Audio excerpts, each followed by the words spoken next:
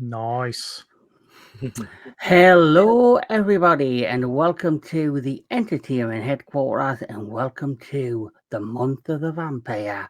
Taste the blood, part one. Yeah, and of course, we're here to talk about three classic gothic type vampire movies, and to talk about them, where you have a host of amazing guests, of course. My partner in crime, my co-host, the majority of time on this channel, Mr. DJ Anubis. I'm also the vampire dialect coach, in case no one can understand Kevin over there. And also joining us is Mr. Tony the Dead. Hello. Yes, The and ghoul. finally, Number yes, two. the Ghoul. And finally, Mr. Anthony Jordan of Anthony Jordan, Movies and Gaming. And as you can see, I'm quite prepared for today. I got myself, I had a vacation to Romania and I had a great time, as you can see. It worked out for the best for me. I So, told you he's going to come back different. well, I didn't come back straight, so that's the main thing. Anyway, let's crack on because we have three films to talk about. We have the first one will be Nosferatu, 1979. Then we're going to go to Shadow of the Vampire, and then finally the original miniseries Salem's Lot. So, gentlemen, let's talk about vampires. I know you're more of a werewolf guy, DJ Anubis, but do you like vampires? What do you think of the lore and the mystery of vampires? Oh, I do. I do like the vampires and lore. I even appreciate some of the stuff in Twilight, even though it's much tamer. But I did have a question because you are like the vampire king. Sometimes I've noticed in films, because I don't know like a lot of lore like you do, but sometimes in films they change Dracula's obsession into either sometimes Lucy and sometimes it's Mina. So which one is it actually supposed to be? In the book, it's always, I think, been Mina. Okay. The difference in the book, though, is I think Renfield has a bigger plot to play. And Jonathan Harker in the book, he comes into it like kind of later on. It's always Renfield always had like I think a bigger part to play in the beginning. And like if you look at the 1931 version, you do get more of Renfield's story in that than if you go to the Bram Stoker's version, the Francis Ford Coppola version. It starts off right off the bat with Jonathan Harker, and Renfield's reduced to just being like this psychotic person who's, his minion trapped in this, insane asylum. Mm-hmm. So that's like the main difference I noticed in the books. And obviously throughout the lore of Dracula, they might have changed up a difference between who Lucy is and Mina is, Jonathan Harker, and obviously Renfield, but the overall plot and story has always remained the same. If I'm going to London or, to try, find a new home there, to create a new, I guess, vampire community there. So it's always had the same core to the story. Good deal. So, Mr. Tony the Dead. Yeah. What's your opinions on vampires and vampires in general? I like them, but after this month, I probably won't watch any for a long time. Well, every month on every October on the entertainment headquarters is going to have a different theme. So the first one is the Taste of Blood. I've already told Anubis what I'm doing next year.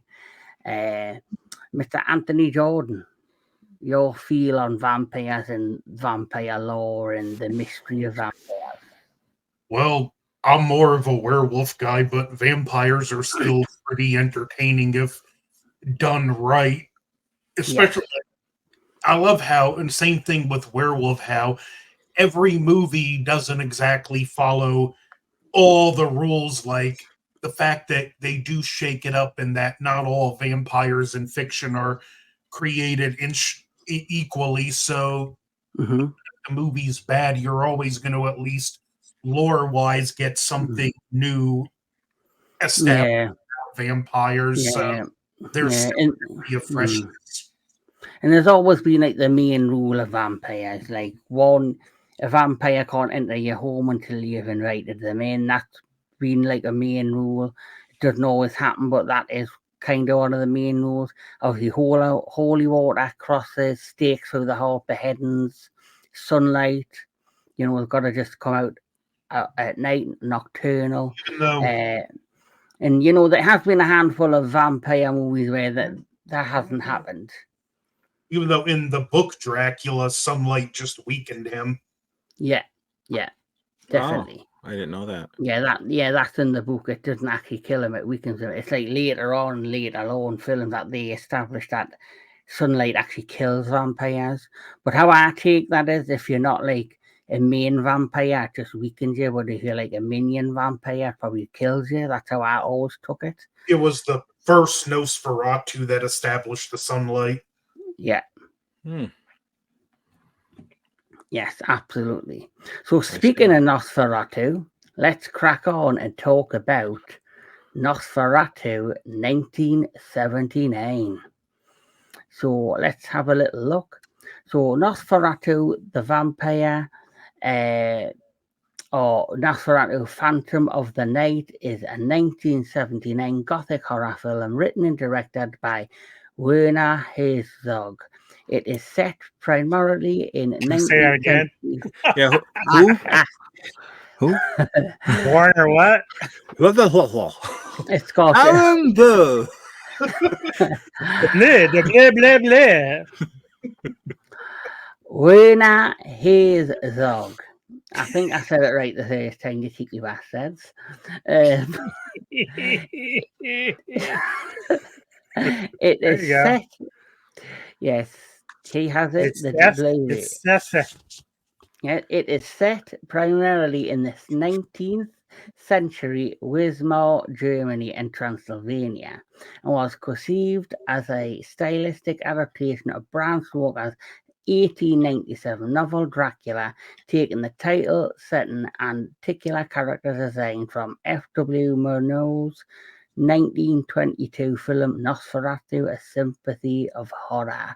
The picture stars, I'm not even going to attempt the name,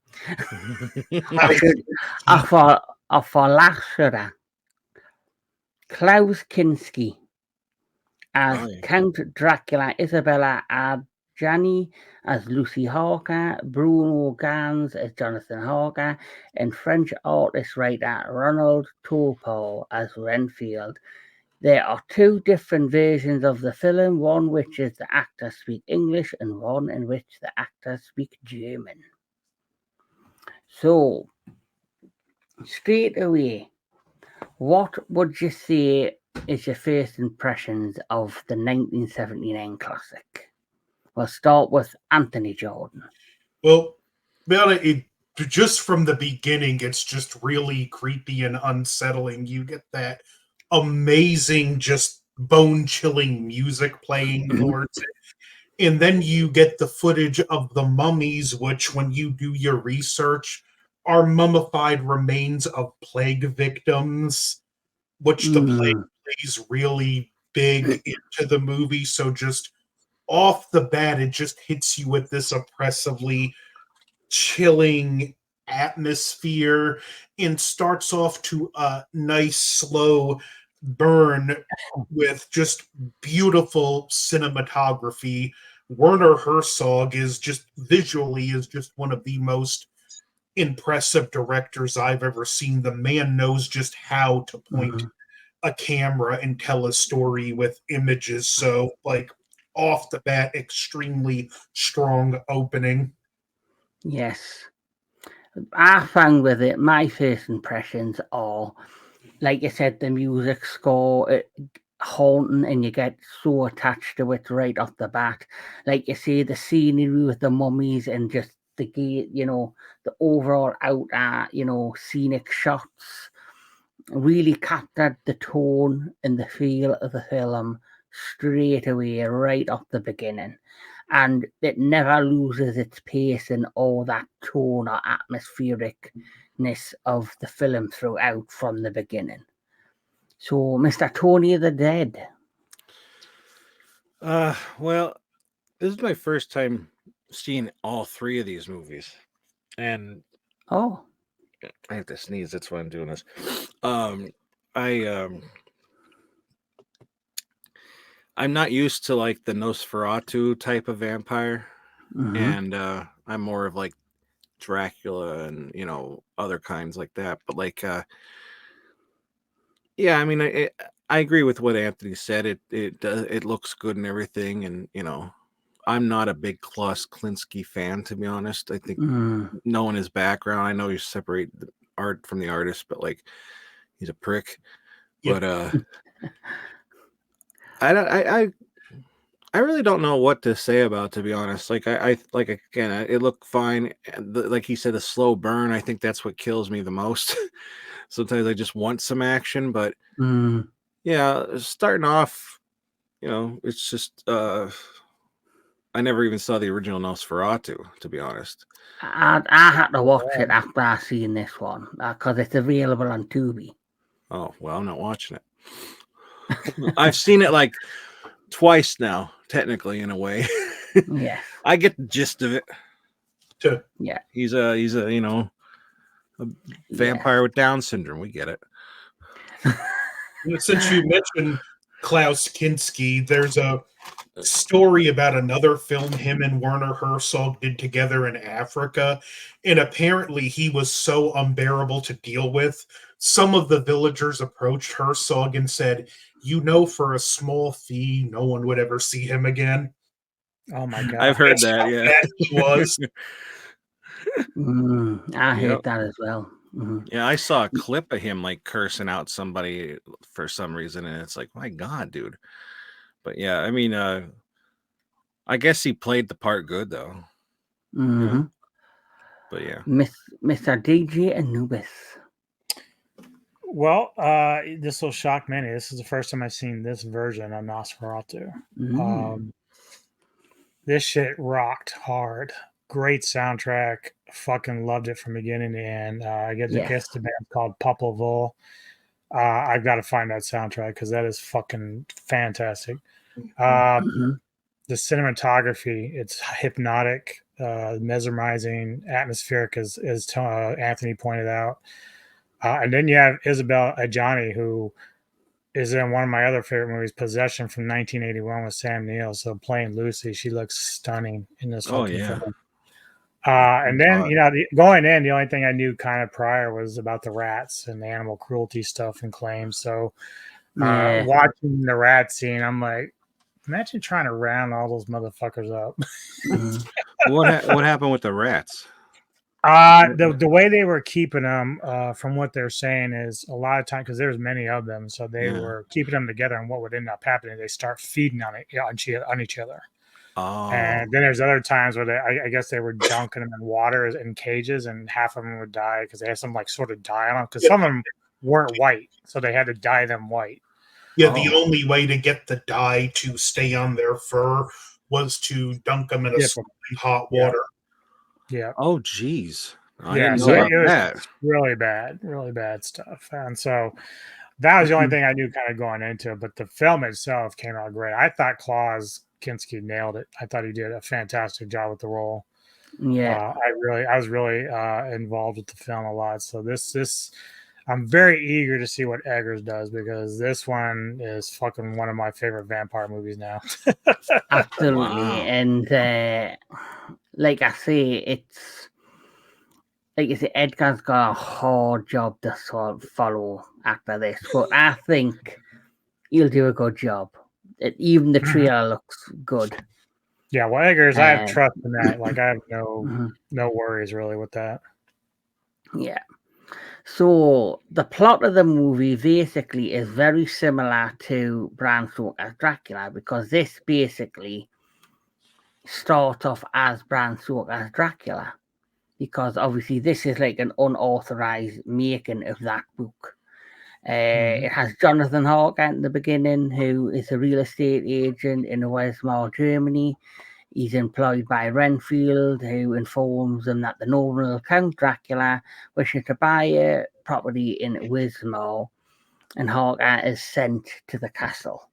And that's probably the biggest difference in this film from the book, is that in the book, Jonathan Harker, Renfield goes over there and the shit goes down, but where he's buying a property from isn't actually in Germany. It's in London, England. And they go on the Demeter, and then they obviously end up in Whitby, and then they transfer down to London. So the only main difference is it's set around, obviously, all in Germany. And the other one is they talk a lot about the plague and they introduce all the rats and stuff like that, which makes it so unique and different of Bram Stoker's Dracula, the films that came out previous, the 1931 one, and of course the 1992 one. Totally, like, those elements of this film are so unique and original to this film, to the other versions. Mm-hmm. And that's what I love about it. It does have some unique and originality to it. So Anthony, how do you feel like with the overall story of this film compared to, say, other adaptations? Well, I love it. I'm not going to spoil it, but I did a video of my favorite horror remakes, and this just might be my favorite horror remake. I love, and especially when you do the background, how Werner Herzog thought the original was the most important German film ever made, in that he made an extremely faithful remake, but at the same time, he dialed up certain elements and made it his own. Yeah. It just tells the story. It's a loose adaptation of Dracula, but what it adapts really well. So this film can do like little to no wrong in my eyes. I agree. Did they ever get in trouble for like being so close to Dracula? They did, because the original Nosferatu, the names were originally Dracula, Jonathan, Lucy, and all that, and they actually changed it to Hunter, Orlok, and Nina. In fact, there was a lawsuit, and the judge in Germany had actually ordered all copies of the original destroyed.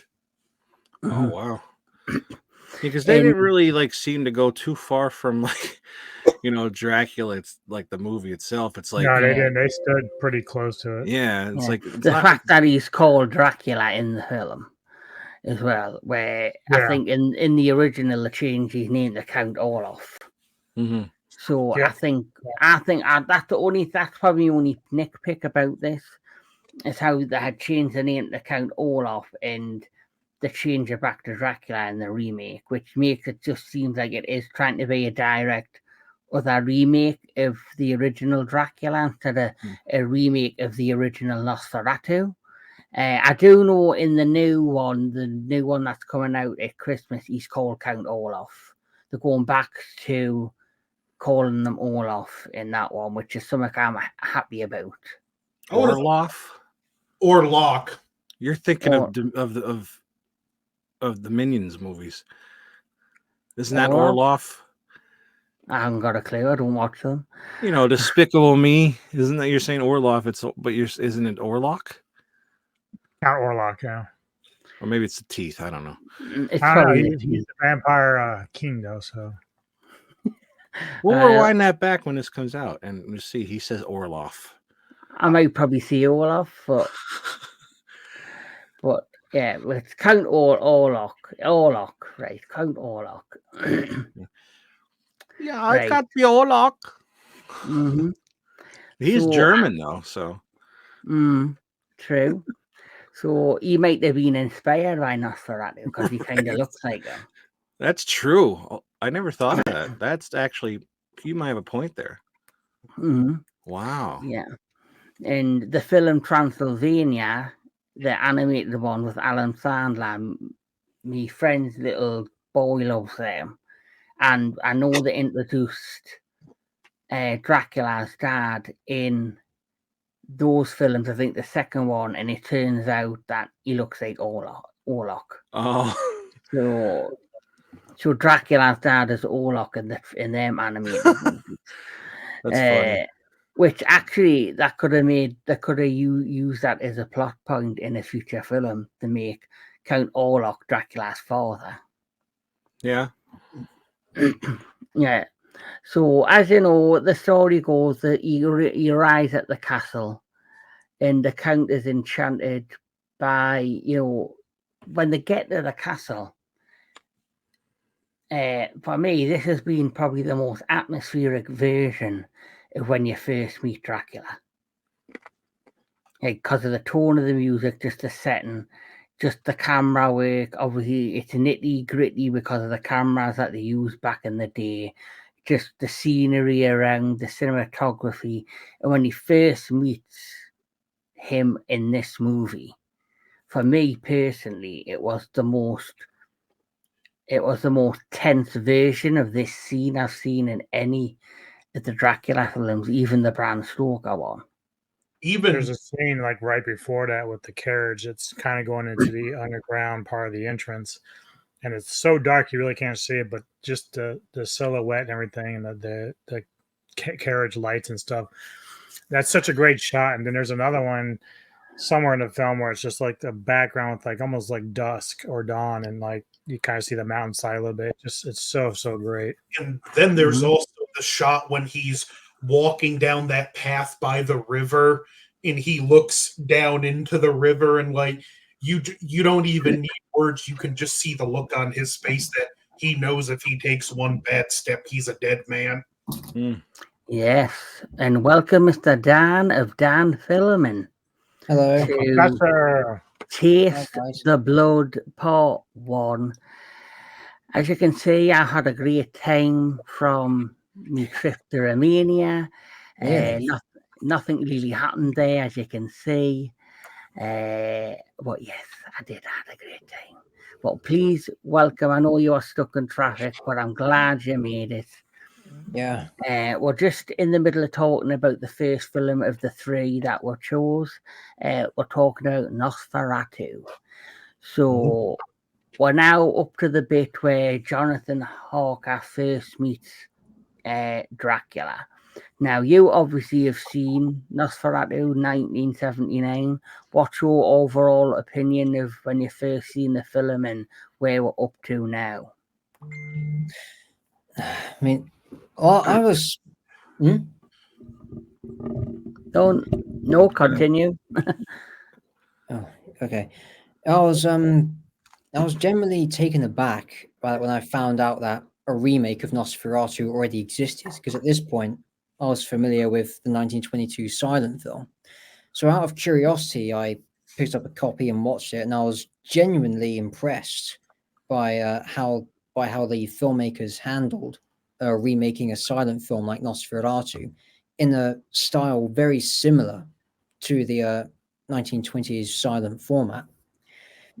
But yeah, the acting was fantastic, cinematography was wonderful, production design and even the soundtrack were phenomenal, especially the actor playing Nosferatu in the remake. I think he was a brilliant vampire. Definitely.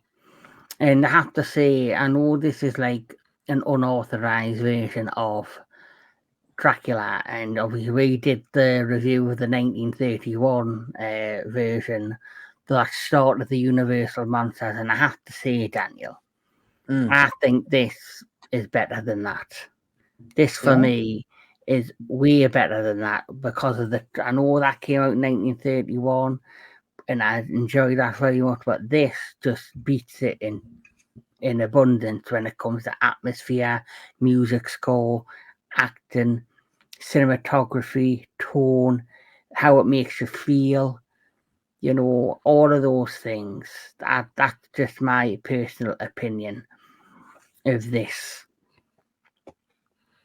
Yeah. Well, compared to what they had to work with too back then, Yeah, definitely. So obviously, once we get past the initial meeting between, obviously, I did Ren. want to insert real quick, Kevin. Mhm. I did post this up in there if you want to hear a little bit of the soundtrack. Oh, cool. Oh, yes.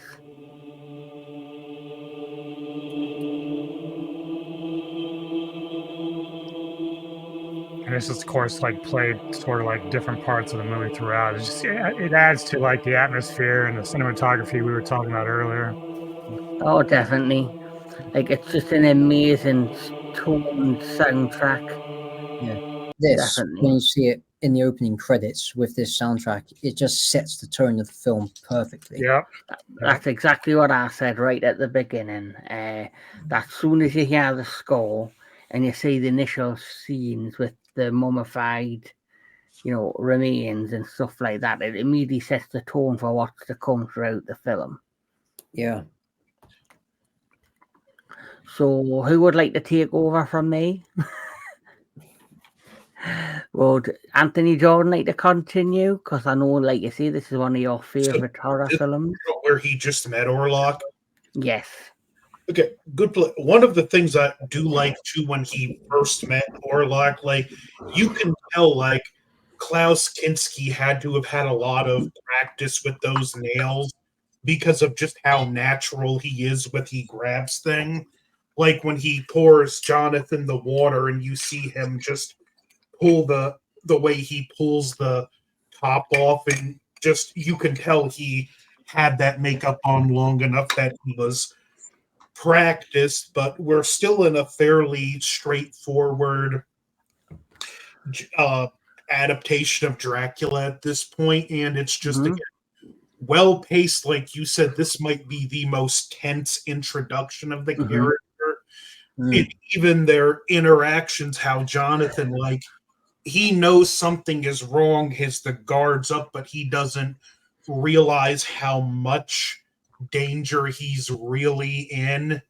And then we get the great scene where he cuts himself cutting the bread, and Dracula gets really aggressive about, this is an old remedy, it's blood poisoning, I need to suck the poison out. And this was where he first realizes how much trouble he's in. And again, we talk about how just expertly paced it is.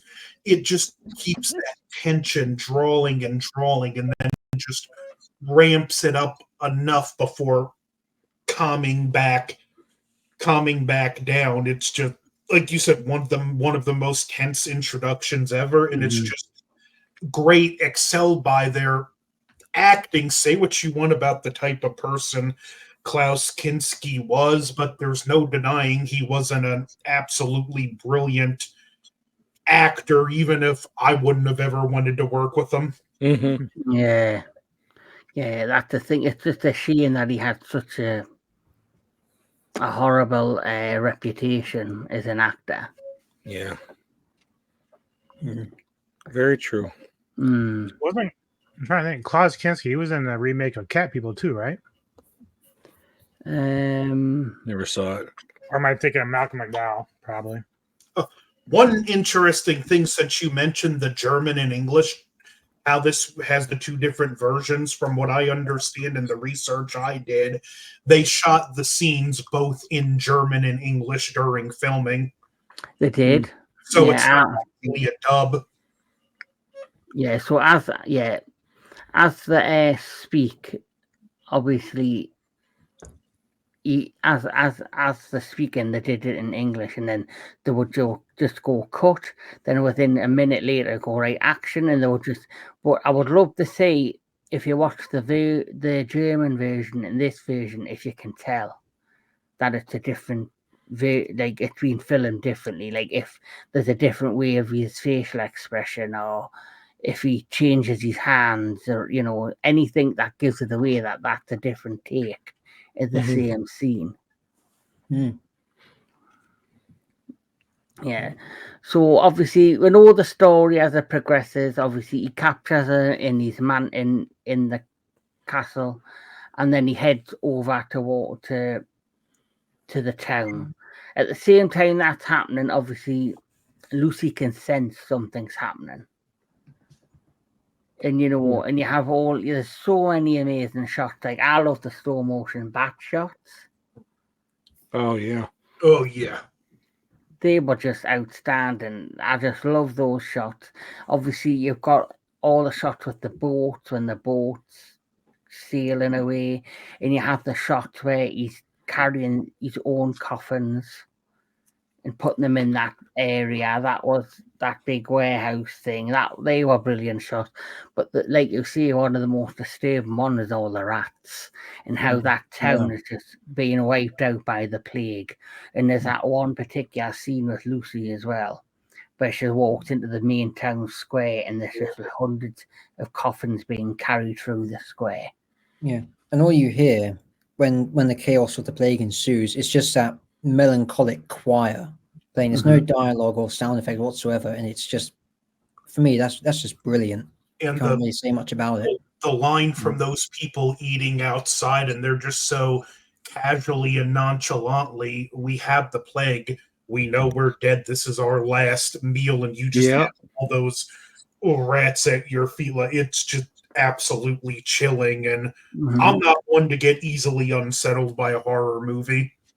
But that's the beauty of this. Like you say, it starts off as just a direct, unauthorized remake of the book Dracula. Then it turns into something completely different and original. Yeah. Like, with the plague elements into it. And I hope with the new one that's coming out at Christmas that they add those elements into it. We seen the rats in the trailer, so here's hoping. That's hoping. And so, Daniel, what's your overall impression of the film itself? As a remake, I'd say it's phenomenal. It's a very faithful readaptation of a silent movie, which back then is an unauthorized adaptation of a literary classic. Nosferatu from 1979, it stands apart from its silent predecessor in, as you said, following the foundations made in Bram Stoker's Dracula. But when it introduces the rats and the plague, it goes in a different direction. But it doesn't stray too far away to the point of being this thing that ends up being Nosferatu in name only. It's a really good remake. I personally think it enhances the story by having like this real world element and this nitty gritty realness to it, because the whole thing felt real to me. How it was filmed, the cinematography, it didn't feel like fantasy to me. It felt like. I think the biggest thing about this film is how much it pays attention to detail. We talked about like the shots of the carriage and the scenery outside, and like one of my favorite scenes in the film is weird because it's when the Demeter is coming into port and the captain's like tied to the steering wheel of it, and it's simple shot. It's obviously the arrival of the Demeter, but like it just pulls into port.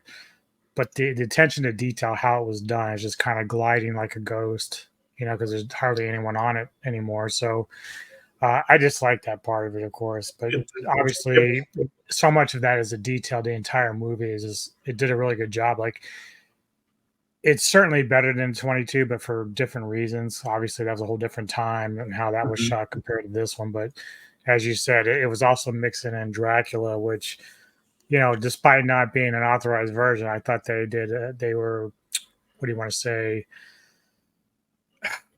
respectful enough to stay true to both stories as well as they could. So I love the detail of it all.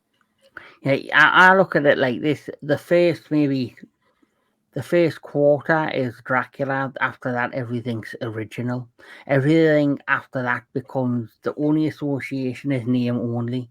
Dracula, Lucy, Hawker, Renfield, just the character names after the first quarter. It's the only connection for me personally to Dracula. Everything else is original. The plague, with Dracula himself, and he does have that same desire to go after Lucy. But another element of this that I found really amazing was the way they created Lucy and her character. Jonathan Harker basically is like the victim. He's like the damsel in distress in this one, which was the total opposite of what we see within the Dracula novel and films. And then in this, Lucy's like the hero, which is a total spin of what we're used to within the story of Dracula. And the main payoff right at the end is after Dracula has met his demise. And I love that end shot when you see him in his demise, is where his eyes are white and he's on the carpet next to Lucy's body. And Van Helsing goes up and he stabs him and ends him. And then you see Harker, who's got the salt around him. He then, the end shot with the same teeth as Dracula or Count Orlok, or whoever you'd like to call him. And then he gets on his horse and he basically goes across the sands of the beach, heading obviously, I would imagine, back to Castle Dracula in Transylvania. And it feels like it's going to be a continuation of the next chapter.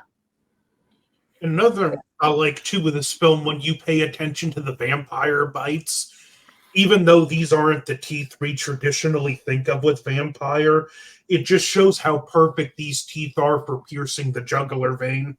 Yeah. And this is why I said this could have been this.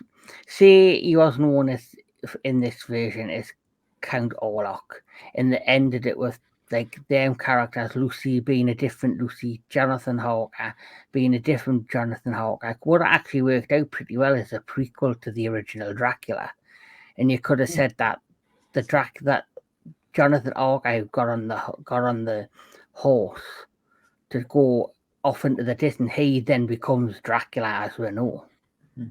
Now, fun fact, in the 1931 Dracula, they actually used the term Nosferatu twice in the movie. First scene, when they're approaching the village before Harker goes to Dracula's castle.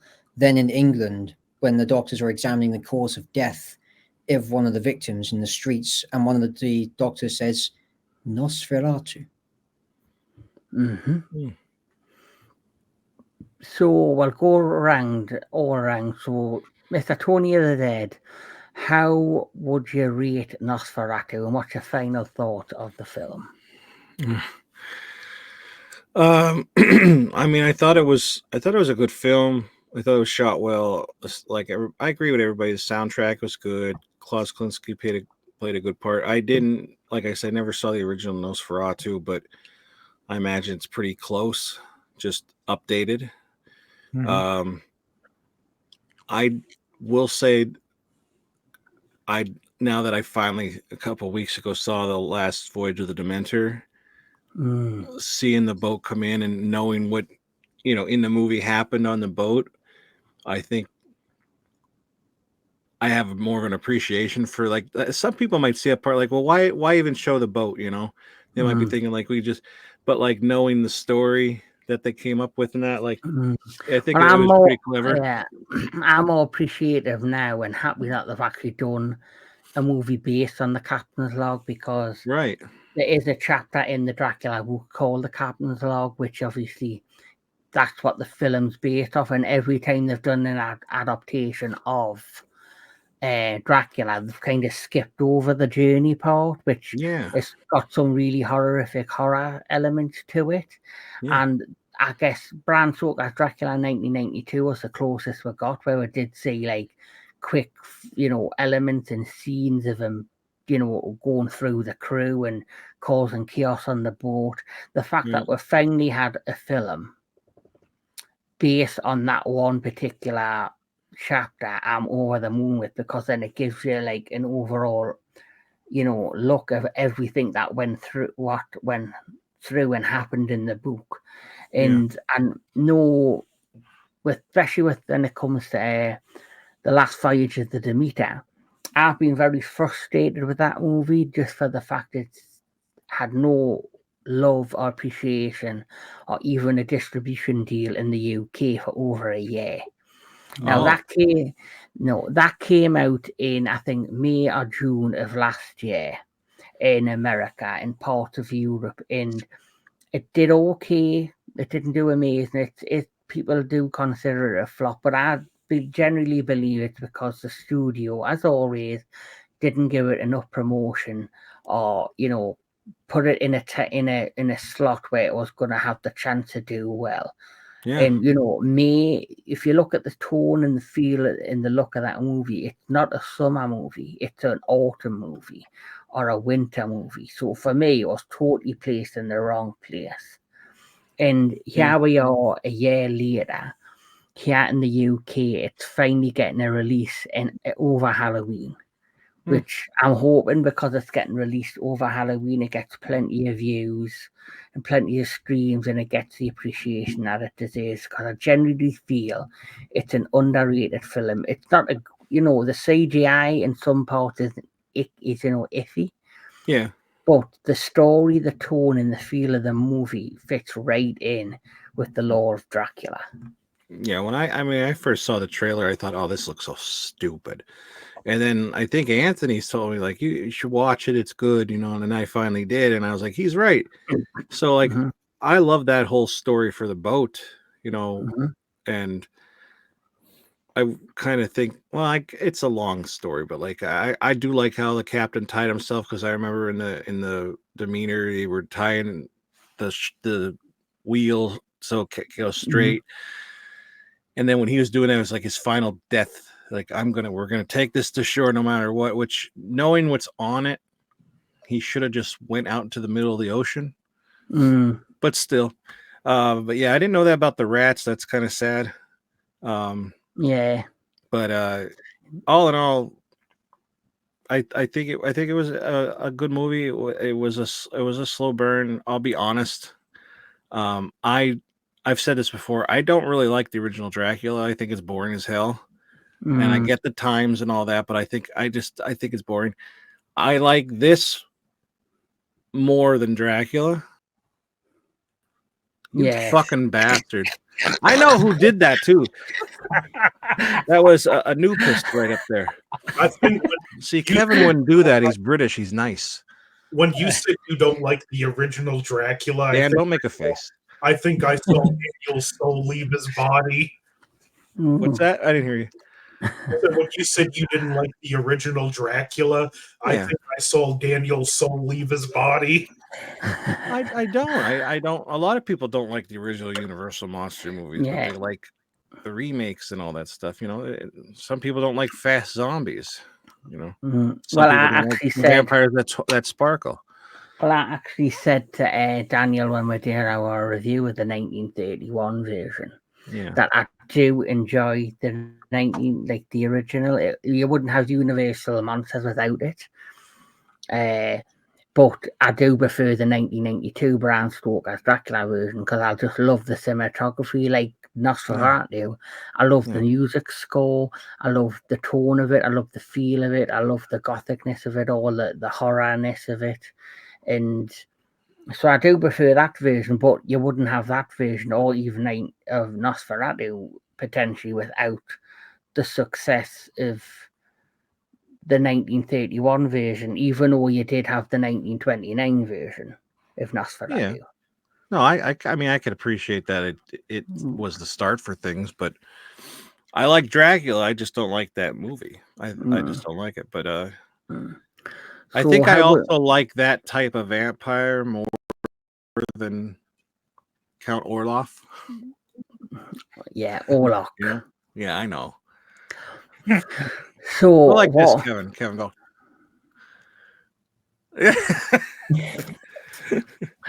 Yes. So, what would you rate this then? Out of 10? Yeah. Out of 10, I probably like a 5 for me. Right, middle of the road. Which is like, it's okay. Anything below 5, like teaser. Yeah. Bless you. I thought they might have been higher than that, but anyway, everyone's entitled to their opinion. Nubis, can you permanently bar him now, please? I'm joking. I'm You're sorry. more- I didn't realize that we were supposed to, suck all these movies' dicks.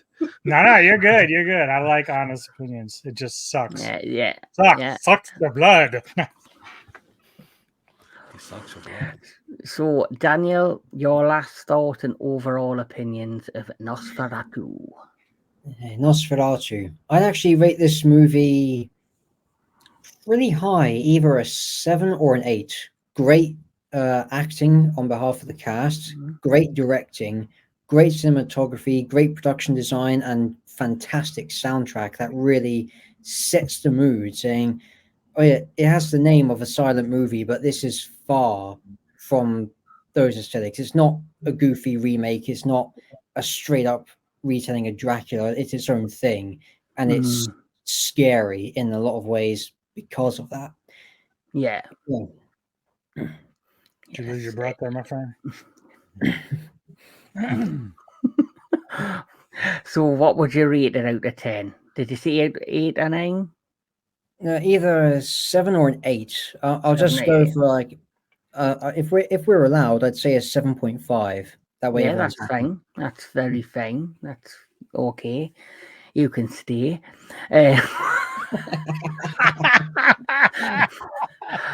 So, Mr. Anthony Jordan, what's your rating Well, and your overall thoughts? phenomenal remake, possibly one of my favorite remakes ever. Music, tone, atmosphere, cinematography, it just hits it out of the park with everything for me. I'm not giving it any less than a 10 out of 10. Spot on. And finally, Mr. DJ Anubis. In the world of vampires, my there's so toe? many different versions of vampires, and you're going to be exploring a lot of those different films throughout your Taste of Blood series. But these are the moments that I live for, because when even though I was aware of this film, I had never watched it till recently. And even I didn't go in expecting it to be quite as good as it was. Everything we've talked about, the detail, the soundtrack, the cinematography, the acting.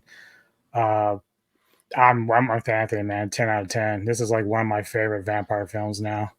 Just barely being edged out by 92 Dracula. Yeah. So, obviously, as you know, I'm a huge fan of Bram Stoker's Dracula 1992. That is still my favourite. But this, it's not my second favourite, it's now my third favourite, because my second favourite is The Lost Boys when it comes to Dracula, vampire movies. But this is definitely my third favourite. Now I'm going to give this a solid 9 out of 10 for all the reasons mentioned. Great atmosphere, the tone of the movie, the setting of the movie, kind of the realistic vibe and feel of the movie with the cinematography. The acting was amazing, the cast were amazing, and even though it is an unauthorized version of Bram Stoker's Dracula, its own original thing as well, all into one. It's like, for me, it's more of a tribute. It's basically the first quarter, like I said earlier on, is Dracula. Then after that, it kind of spins off into its own identity, which is why I think it's lasted the test of time and is fondly looked upon by a lot of fans. So, with that said, let's move on to the next movie, which is Shadow of the Vampire, which is basically an inspirational film that was inspired by Nosferatu, and is basically a fictional tale of the makings of Nosferatu, which really I had only ever seen maybe once many, many years ago, and I cannot remember much about it until I watched it again today. And what I can tell you, yes, the fucking teeth are getting in the way. But what I can tell you is I've got a great appreciation for it. Do I feel completely the same as I do with Nosferatu that was just done. Not completely. I do think there are bits in this that are slow paced and don't, I don't think are as good as the pacing of Nosferatu, and but I still enjoyed it. But that's just my opinion. So we'll start with DJ Nubis. What was your first impressions of Shadow of the Vampire? Well, I remember seeing the trailer for this before its release, and just the idea, the plot synopsis, and everything had me intrigued. I love Malkovich, Defoe, of course, and the premise of just Malkovich's character trying to film Nosferatu while using a real vampire and then having to deal with the aftermath of the guy killing his crew off is hilarious to me. So yeah, I went and saw this in the theaters at the time, but I did have a chance to revisit it probably about a year ago. Well, not even a year ago, probably about 6 or 7 months ago. A friend of mine who I told to check it out, he bought it. So when he was visiting, we were watching it, but it doesn't quite hold up now as it once did for me. But I still love everything about it in terms of just how it's written, and still has some pretty good funny moments in it, but there are some problems in there in terms of like how it's kind of dated now. So the comedy doesn't really hit as much as it used to. Yes, Anthony Jordan. Even though I didn't see it when it first came out, I didn't see it till the first time till a few years ago. I feel pretty much the same way Nubis did, and I will say up front, if you haven't seen this film, do yourself a favor and just don't watch the trailer first, because the trailer makes it feel like more of a comedy than it really is. But it does have some great comedic moments in it, like when he kills the cameraman. He's like, "You killed the cameraman. Couldn't you have just killed the script girl? I'll kill her next time." Yeah, that bit was good. It's got some great moments. It should be mentioned too that the movie does have Carrie Ools, who was in Bram Stoker's Dracula as well, and then of course the mighty Udo Kier. So that needs to be mentioned. Carrie plays the replacement cameraman, and I find it funny as well how William Dafoe, who obviously was worked with Edgar's before, he not only is in this playing the real Nosferatu, he's also then going to be in the Nosferatu 2024 remake as Van Helsing. So it's like he's already connected to this world and this character. He's doing the whole Kevin Bacon thing. Yeah. I like this movie too. It does have some good, like, more dramatic moments. Like there's a scene later on in the film where they ask him, "Did you read the book Dracula?" And he's like, "I found it sad." And he brings up things. Would he remember how to prepare a meal? Would he remember how to make a bed? And you just get this great sense of the history this vampire had been through before he stepped foot on the movie set. So, like this, I don't think all of it holds up as well, but I still love it. I think one of my favorite parts is the whole, like, at the end, when Shrek is so pissed off at Malkovich's character because they're in that final scene, and he's getting ready to like go apeshit on Malkovich, and like Malkovich's like, "Get back in character, get back in." He's still rolling. Nothing. And of course, Orlok doesn't know any better, and he's like, "Oh, okay." And he gets back into his spot. So if it's just so not in the frame, it doesn't exist. Right. I don't think he knew how to take. He's just like, nobody ever talks to him like that. You know, he used to like be everybody afraid. Yeah. I also like the scene where Orlok's talking, and he goes, "Well, why don't you just make more vampires?" And he goes, "Well, I'm too old." So it kind of gives you a bit of like realisticness to his character, like even vampires get old. Mr. Daniel Miller, have you seen this film? Well, I've only seen it once a couple of days ago in preparation for this video, and I have to say I was actually genuinely surprised by this movie, that it's this quasi dark comedy drama sort of based upon the making of the original Nosferatu. And I found humorous about it was how, given that this is a silent, that they're making a silent movie, how the director was in front, well, not in front of, but next to the camera, saying, Mhm. yes, there's a book. You're curious about it. Pick up the book. Open the book. And yeah, I it's always also laughed at the scenes where he was talking to him and he's obsessed with the camera and he's like that. Like, you know, when they did the death scene yeah. and he's like talking him through his death scene. He goes, look in despair. Look in despair. Now you're dead. Now you're demise. And he's like, If he's cursing like you fucking piece of shit. And like it's like, whoa, he hates this guy now. Yeah. yes.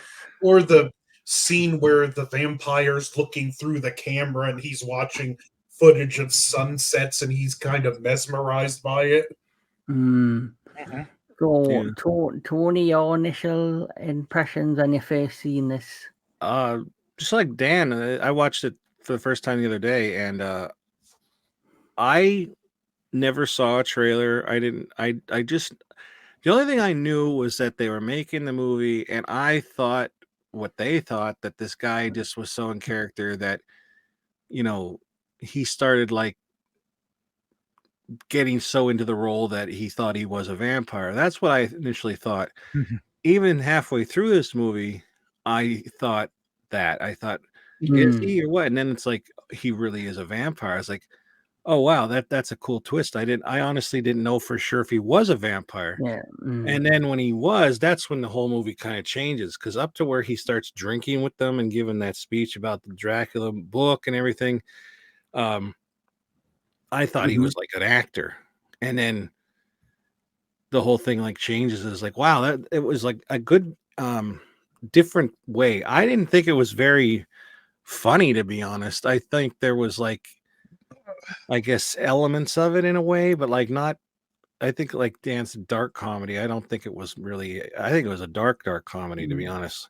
Mm. But I loved Malkovich in this movie. I thought he was fantastic. He always is, though. Same thing with Willem Dafoe. I love him in like everything I've seen. Uh, what's his name? Princess Bride guy. Harry Ellish. He Very was. awesome. I would say he was the only thing that was kind of funny in the movie. But like, I Mm. thought he did. I think everybody did a great job. What's that guy's name? Odo or Udo Kier. Udo? Like, I Udo loved him in Kier, yeah. everything I've seen too. It was just a great cast, and you know, and how Dan said it's a silent movie, and he's saying, yeah, the book, pick up the book. I love that. I thought that's so cool how he's doing that. And then like Eddie Izzard, I think he did a fantastic job too. And when they first see Orlok and he goes, meet Count Orlok, and he's scary coming out of there because they never saw him before, and he's just Mhm. like so creepy, and they're actually genuinely afraid of this guy, but they think he's an actor. But Mhm. like, I just thought it was a really good movie. I enjoyed it a lot, to be honest. Yeah, but I'm very much like you, Tony. Like, especially with the name Shadow of the Vampire. When I seen a trailer for this years after it come out, about 2004. I first seen this. I had heard about it, but I didn't really pay much attention to it.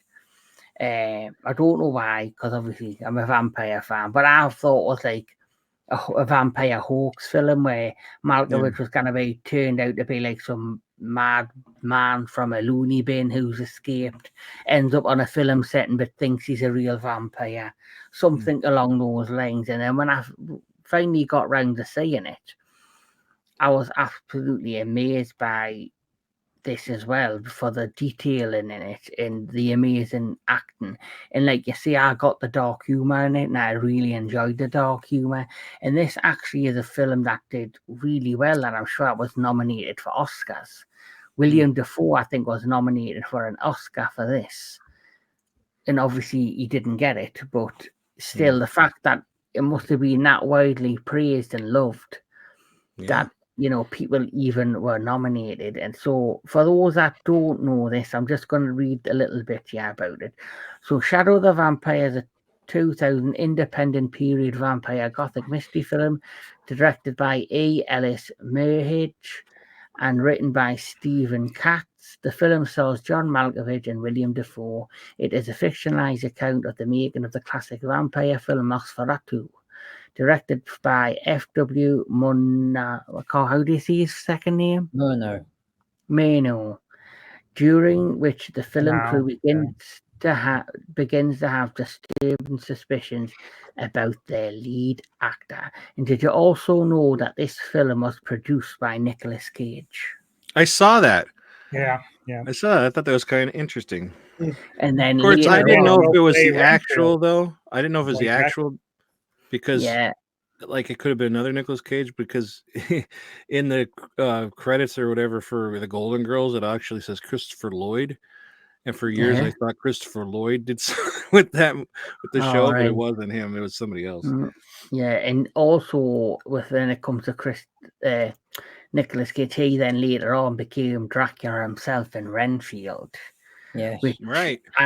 which I did watch. You know, it is kind of a piss take type film where Renfield's the hero, and obviously, but the best part about that though is Nicolas Cage.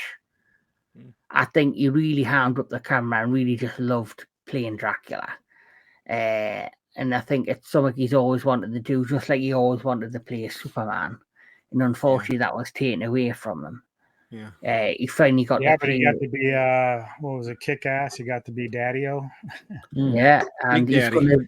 Yeah, and he's in the middle of filming of Spider-Man No, which I'm looking forward to because that is a really good version of the character. So I'm looking forward to Spider-Man No with Nicolas Cage. Hell yeah. Yeah, but going back to Shadow of the Vampire, the plot, like you say, it's basically the making of the movie of Nosferatu, where shit goes down with the different actors and director, and Malkovich becomes like super, like basically he becomes insane. He's like just obsessed about making his vision become a reality, and he's hired this vampire, this real vampire, and obviously William Dafoe does an absolute amazing job as Count Orlok. What would you say out of all of the film is your favourite part of the movie, and what stands out the most for you? We'll start with DJ Anubis. It's probably that ending that I talked about because there just becomes a frustration throughout the film where Murnau is like telling Shrek, look, you can't keep killing my crew because I need to be able to film this fucking movie, and you just keep killing everybody off. And then towards the end, because obviously it's becoming, Orlok is becoming what he really is as a vampire. He's just finally just ready to lay waste to everybody. He can't help himself. He's a predator. And so the fact that, somehow Murnau manages to get him to refocus. And I think Anthony pointed out that no one's ever really talked to him that way. So he doesn't know how to respond. He's expecting fear. And Murnau, credit to Malkovich's character, is not afraid of anything. He'll tell it like it is. He's a strong-willed character in there. And so he's determined to make this film. So yeah, I think just that part of it really is like what kind of makes you think, wow, this is pretty crazy, because you expect like the total opposite. You expect Murnau to like actually fall victim to Orlok, and it doesn't happen. Yeah. Anthony Jordan. My favorite scene would be when the vampire goes up to the camera and he's cranking it and he's looking at footage of the sun, and I just love how he's mesmerized and he almost has this childlike fascination as he's remembering the something that he probably hadn't been able to lay eyes on in over 1,000 years. It's very simple, very subtle, but it's just such a brief but powerful performance and look into the character. That scene just always stuck with me for some reason. Daniel Miller. My favorite scene, I have to say, it's the scene where they're rehearsing Harker cutting himself when he's cutting up Mm. bread. Yeah.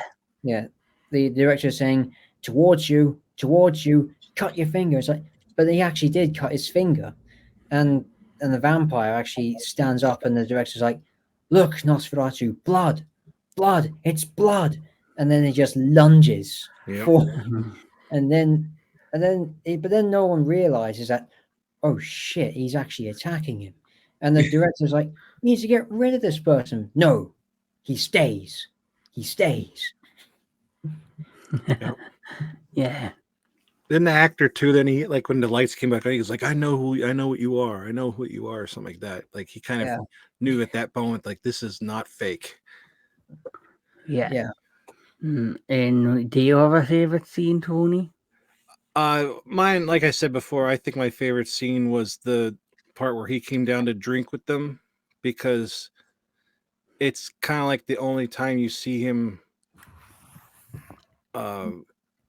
more human like, I guess you could say. Like he's not trying to attack them, he's just talking with them. It's like, He's vulnerable. yeah, he's vulnerable. It's like a human moment. They said don't ask him any questions, and then they're drunk and asking him questions, and he's actually answering them. Mhm. I really like that part because, like I said, it makes it, like he said, vulnerable. Like you see a different side of him, and I almost thought that he was gonna like hypnotize them into being his like minions or whatever, Mhm. But obviously he didn't. But like, yeah, I like that part because, like I said, it's Mhm. like it shows a different side of him. Yeah. My favorite part is like what I said before. It's like the climax of the film of basically where Malkovich is like shouting at him and trying to say, right, let's film the death scene, and he's filming the death scene. He then bites into her out the drink upload, and then obviously right at the end when they open it up and the sunlight hits him and he disintegrates. For me, that's one of the best end scenes, and just the tensionness and the atmosphere and the craziness. And Malkovich, when he's with the camera and he's like just rolling and he's like that, he's just obsessed with getting these shots to complete this masterpiece. So for me, even though Orlok is the villain, for me, I think Malkovich is the real villain in this whole thing, because he's cost people them lives. He's just this obsession of creating this masterpiece movie. It's kind of just took over his life and over him, and Yeah. he's become like just he's become like this crazy person. And if you think about it, the film crew, the actors, and even Count Orlok are the victims of it all. It does kind of like leave you questioning who was the real monster here. Yeah. That's exactly how I look at it, Anthony. Yeah, absolutely. So if I had to rate this, let's rate it. We'll start with DJ Anubis.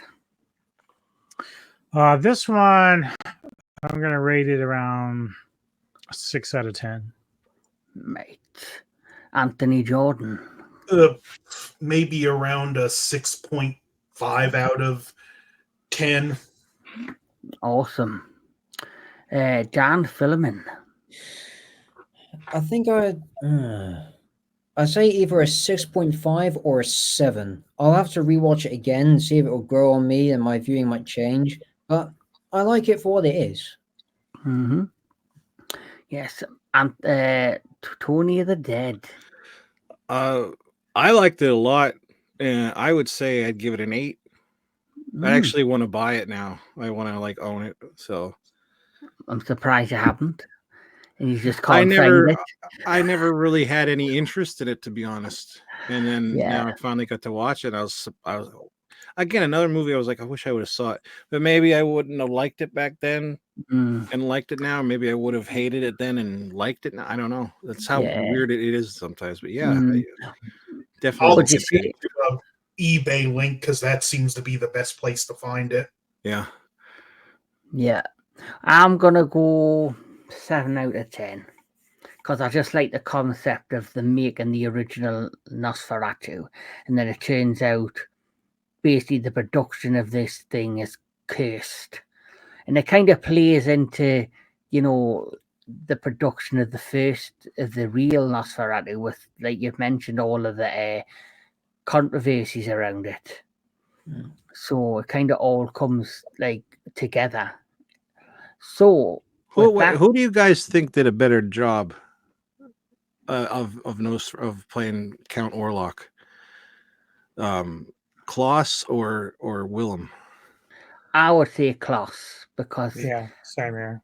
I definitely think because I think even though this is very serious, Probably because they took that one far more serious than Shadow was. Like, Yeah, I love Defoe. Defoe's like one of the best Mhm. multi-talented actors you'll Mhm. find out. He can do just about anything. So, like, Yeah. I would never slight him in any way. But the approach to Shadow was way different than it was for Nosferatu. Like, you could just tell. Yeah, I generally feel like Shadow of the Vampire is generally meant to be a dark, like gothic horror comedy. It is serious, but it's not as heavy as the original Nosferatu, like the remake. That just has a serious tone. There's no like elements of humor in that at all. Where this, they try to put little sprinkles of humor throughout, which I did laugh at some of it because it was quite funny. Where there was none of that in Nosferatu. Be fair though, they're almost two completely different takes to even compare. Yeah, Mhm. yeah, because one's the making of another. So let's move on to the one that, you know, this film or this particular subject has been getting talked about for the last few weeks since it was announced that the remake was dropped on HBO Max after being in development hell for so long. Let's talk about the miniseries, the 1979 miniseries, Salem's Lot.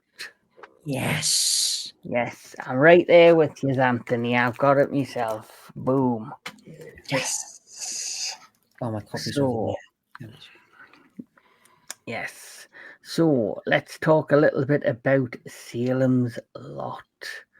So, as we know, Stephen King, it's probably one of his. I personally think it's probably one of his best stories, not just because it's vampires. I just generally enjoy the actual the book. I like a number of his books. I like the original It. Yeah. I've read that book. I've read this book. I haven't even attempted to read the Dark Tower book because I think that'll be you'd have to be in it for the long haul to read the Dark Tower. Well, I read the Gunslinger, but the problem is like some of the stuff that King writes doesn't interest as much as the horror stuff. So like when I read stuff like Pet Cemetery or It, that hooks me hard. Like, but the other stuff just I kind of lose my way with it just because it's more fantasy rather than horror. Yeah. Since you like the book, look for It's a Short Story of his, One for the Road. It's a kind of sequel to Salem's Lot, and for a short story, it is insanely creepy. Oh, yes, I'll have to look out for that. But let's talk about Salem's Lot 1979. So Salem's Lot, the movie, or Salem's Lot the miniseries in Bloodthirst, is a 1979 American two-part vampire miniseries based on the 1975 horror novel Salem's Lot by Stephen King, directed by Tobe Hooper and starring Dave Soul and James Mason. The plot concerns a writer who returns to his hometown and discovers that its citizens are turning into vampires. So there's not much more you can say about that because that's the plot. First impressions. We'll start with Mr. Tony the Dead. Your first impressions. First impression was holy shit, 3 hours. Oh no. Oh, shut the fuck up. You're the one who said if it's not over an hour and a half, I don't even want to watch it. Well, I'm not being funny. I'd I said rather it was than under. I usually say it's like an hour. It's hard. It's hard to get through because I'm like, is there any character death? Is it Oh, fleshed out? Yeah, that's right. yeah. Well, Well, I wish the new one was 3 hours. You're right.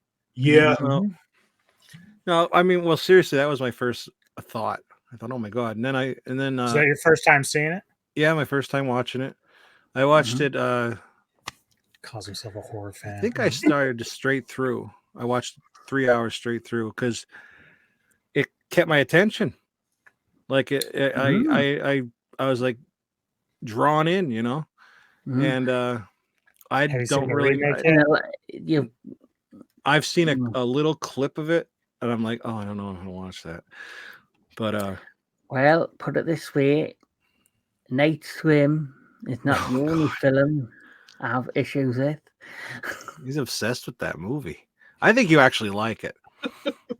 You talk about it more than anybody I know. It's a love-hate relationship. What can I say? I love to hate it. Yeah, Well, right. wait a minute. Did Tony like it? Is that why you keep bringing it up? No, I mean, just at the time I did a review of it, and he had just watched it, so Oh, I didn't okay. hate it, but I didn't think it was good. I didn't hate it like Kevin does, that's for sure. It's fucking garbage. It's not even. It is. If it was a piece of toilet paper, I wouldn't even use it to wipe me arse with. I would just put it in the trash. It's not even worthy to touch these golden ginger cheeks. That's what Jesus God. Now we know he has orange hair on his asshole. You're not gonna get any of this vampire ass on that. No. No. So, Mr. Daniel Miller. Yeah. Okay. I was actually introduced to this by one of my parents because my mom, she grew up watching. She grew up in the 70s and beyond, and when she said that she was terrified of this, I mean, I was no one like 12 at the time, and I was scared shitless by it, frankly. But I was also amazed at the same time. But yeah, I mean, looking back at it now, and especially seeing it in time for Halloween, it really has grown on me as not just a good Stephen King movie, but one of Toby Hooper's best movies that he's directed, along with Carrie. Now, Salem's I Lot, love Carrie. yeah, Salem's Lot for me, it's my go-to vampire movie when it comes to the vampire movies out there to date. And having seen spoilers of the new Salem's Lot, I get the impression, why didn't they just take inspiration from? Why didn't they just take a page from Mike Flanagan's Midnight Mass? Just do it as a series. Why Because didn't you they also just do it as a feature. Why didn't they just get Mike Flanagan to direct? Yeah, that would be great. Because Well, Mike they've done that. Flanagan, Midnight Yeah. Mass, he would have been great for Salem. I think him or Ryan Murphy. Yeah, Flanagan did the House of Usher, right? Because that was really good. Yeah. and The Haunting of Hill House before that. That was Yeah. awesome. That one is fantastic. Yeah. Great series. And is it The Haunting of Blythe Manor was the one after that? Yeah, Yeah, those were okay, but that first one, man. the bent neck Yeah. lady. But Midnight Mass. Is that the one where she would wake up and there'd be the ghost in her face? Yeah, Yeah. Bit- Oh my Bit God. Neck Lady. Yeah, That those are that great. that whole unveiling of the Bit Neck Lady, dude, was great. Well, Oh, I had wow. no hope. I had no hope for Exorcist Deceiver, which is going to be the sequel to Exorcist Believer, but he's now making that. He's now been put in the director's chair. So instantly, I think Exorcist Deceiver is in good hands because Mike Flanagan's now in charge of doing the sequel to that, since Exorcist Believer just was a total flop. And that not directed by the same person who did the Halloween trilogy? David Yeah. Gordon Green. David Gord, as long as they keep his Cheeto dusted fingers away from the script. Yeah, they better do that because I Yeah. hated that trilogy. But I think that Flanagan with The Exorcist has a very difficult challenge on his hands because of the damage that Believer has done.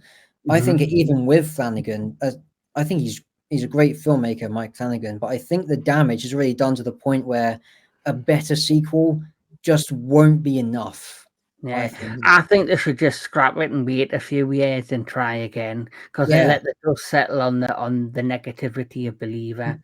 And that I believe the same with the remake of Salem's Lot. They just need to leave it well alone. For it took them 10 years to make it, like to make from do it in another 10 years time when I'm dead and buried. Because I just don't want to see another version. But anyway, Well, we just got to keep begging Eggers to do all these remakes. Let's just give it to him. Yeah. So, Anthony Jordan, what was your first impressions of Salem's Lot? Either I knew about the film and I seen clips. I didn't see it for the first time till around 5 years ago. And one of the first things that really struck me, and it's something I've discussed with Daniel Miller before, it feels like an American Hammer horror movie. Yeah, it does. It just really captures that feel of classic Hammer and just takes it out of Europe and puts it in a then modern day American setting, and it works well. It's a great film that just paces itself and builds on it, and it adapted the book fairly well enough, even if it did leave some of my favorite parts out. The scene with Danny Glick tapping at Mark's window is pretty much exactly how it played in the book, which that scene, like reading the book, I remember the first time I was reading the book, I'm in my bedroom reading that scene, and it's a very windy night, and the wind is rattling my window, so I'm like, I've had just about enough of this for one night. Yeah, when it comes to the 2024 remake, I was enjoying Salem's Lot up to that point, and then it's after they do that scene at the window that it dramatically just falls apart. Yeah. That the first quarter of the movie is brilliant. I did enjoy it. Like even how Danny Glick's demise happens in the remake happens in the hospital. When you see him initially die, it's more brutal and gory than it is in the book. They did a great job with that, but then after that, it turns into a Blumhouse wannabe film where everything's just a quick little jump scare. There's no atmosphere, there's no tension, there's no initial real emotional, connection or fear to the events that's going on. It just becomes very hollow. Like every modern day horror films, that's a cash grab. It's there just to create quick jump scares. There's no build up, there's no tension, there's no atmosphere. Where this one, the original, has all of that in abundance. It has all that atmosphere. And I also believe because of the 1980s and 70s, I felt like that was the best time to be a Stephen King fan, because all of the adaptations that they did in the 70s and up to the early 90s of his novels was the best versions of them.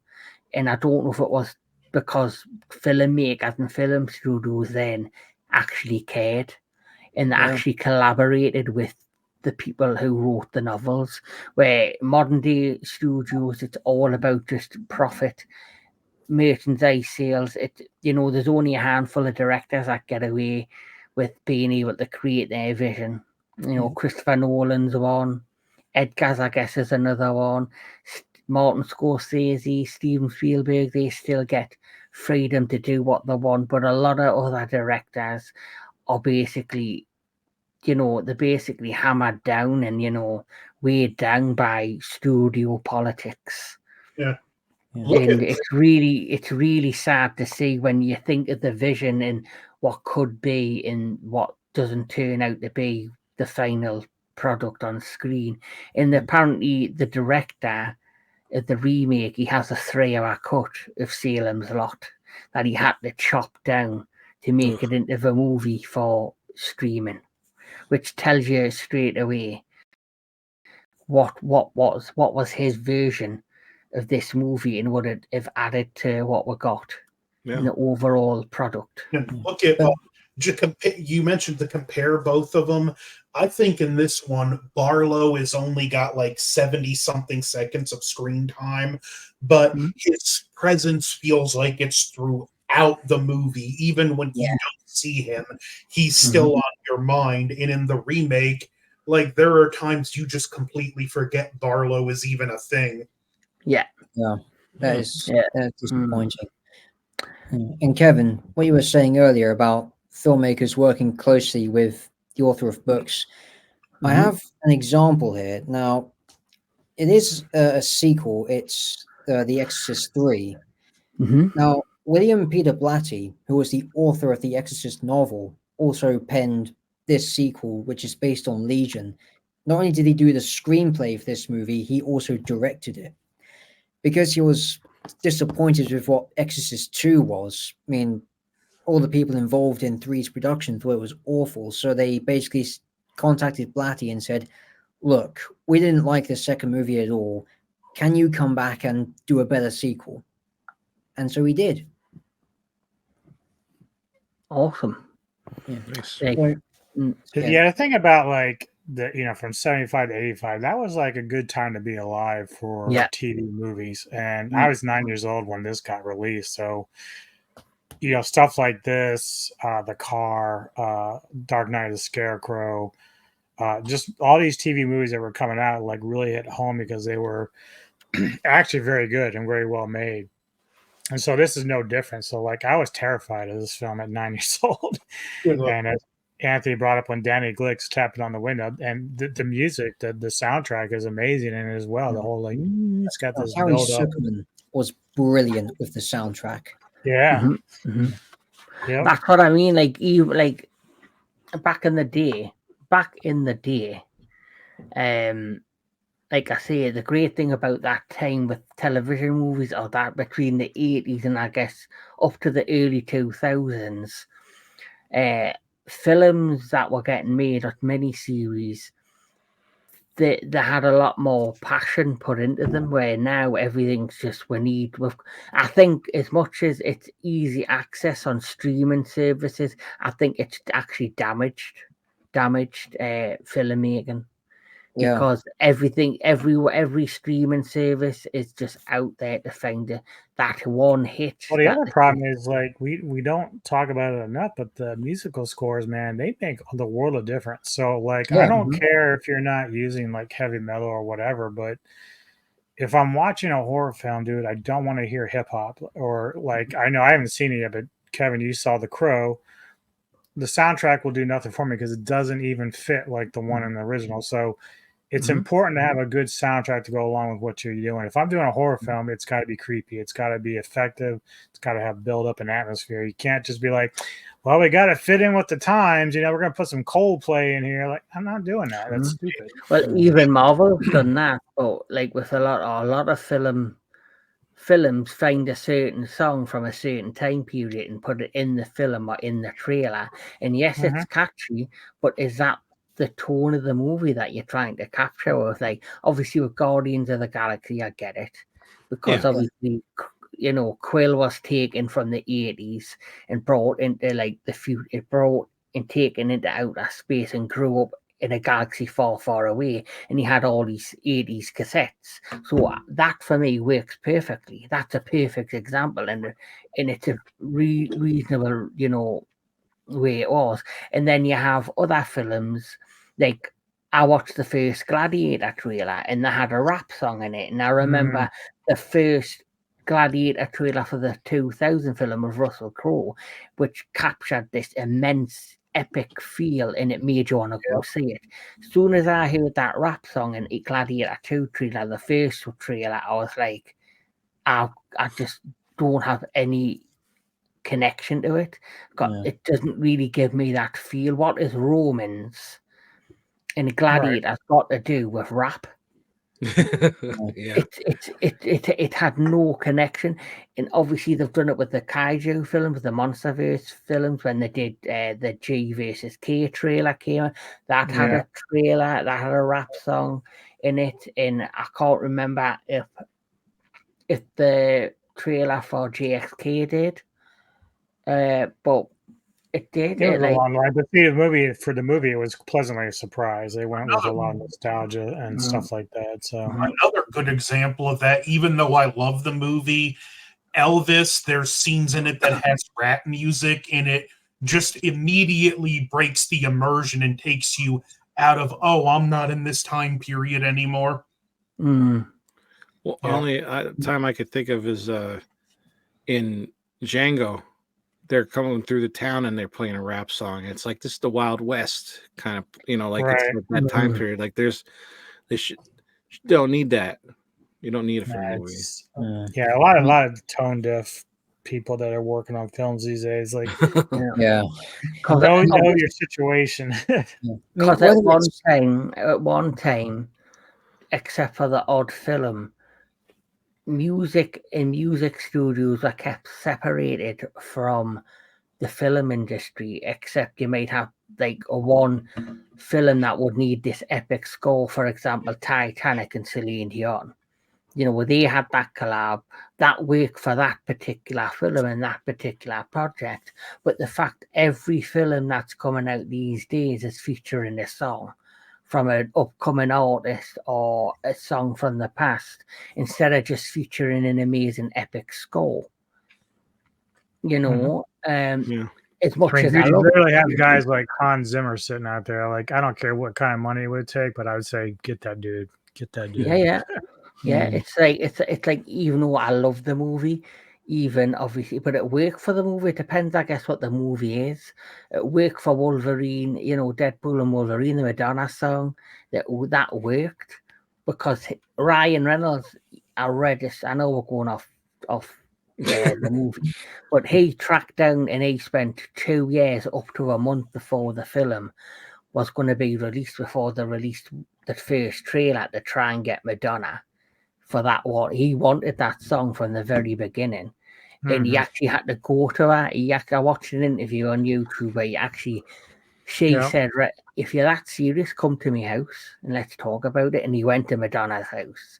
And he says it was the most awkward, atmospheric conversation he's ever had. He says he sat in studios with Warner Brother executives or film executives, big, powerful individuals in, big, intense meetings. And he said out of everything he's done, that was the most atmospheric conversation and meeting he's ever had is with Madonna. Yeah. And even up to the last date of that film being released, she came back and went, I don't like this. I don't like the music's not right. And up to the week before the film, they put the film back into the studio for the alter the song again. So, stuff like that, it's crazy. But Yeah. anyway, let's get back to Salem's Lot. So where was I? DJ, who was overall, what's your whole opinion of Salem's Lot as a whole, like the story? And well, the story's great.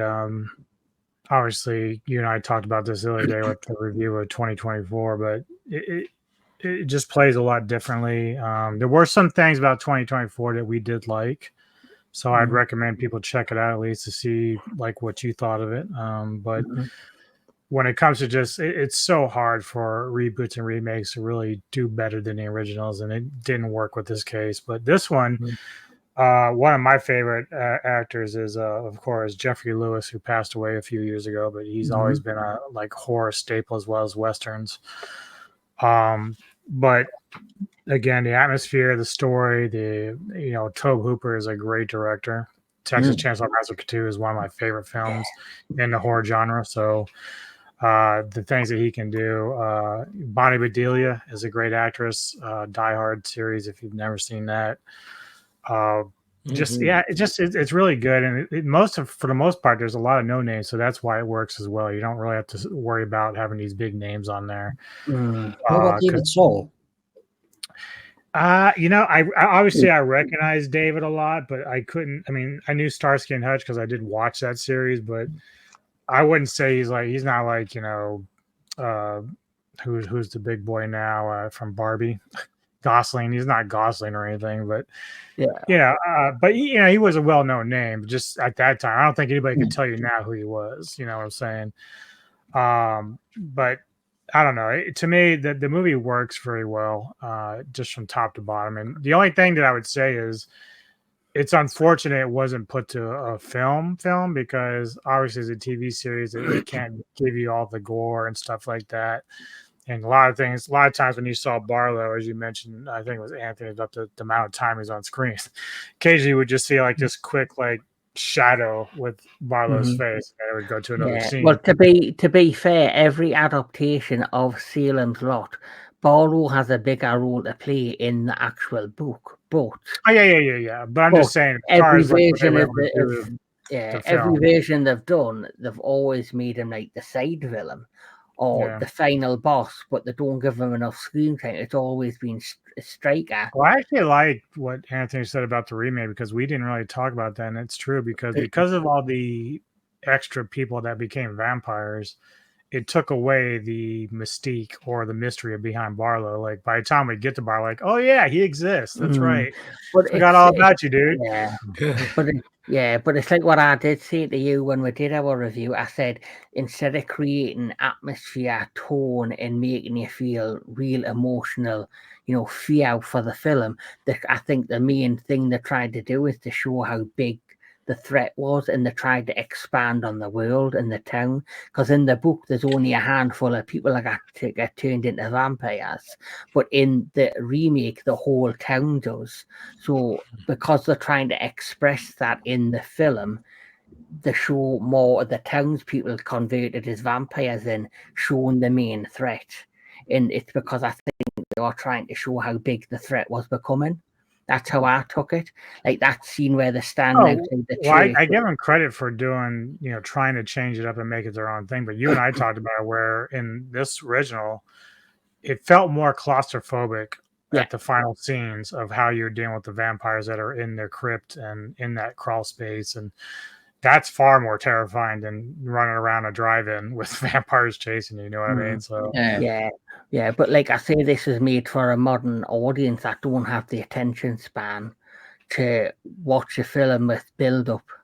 That's another point I made in our review, is that for me, a lot of modern audiences won't sit there through a film with attention spans. What are you laughing at? I watched the entire 3 hours. What are you talking about? All right. I didn't realize. Like, why is he pointing at me? All right. Attention span right over here. I didn't realize Tony was still here, to be fair.